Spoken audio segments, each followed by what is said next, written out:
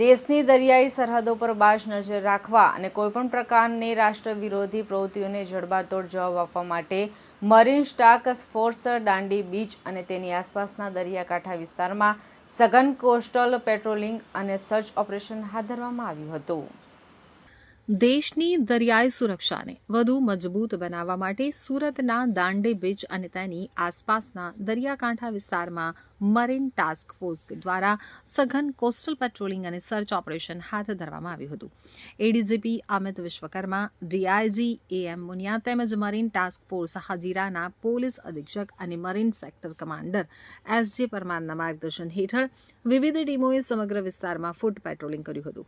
તો મરીન કમાન્ડોઝે દરિયાકાંઠાની અવાવરૂ જગ્યાઓ, ઝાડી ઝાંકરા અને શંકાસ્પદ સ્થળોની બારીકાઈથી તપાસ કરી હતી.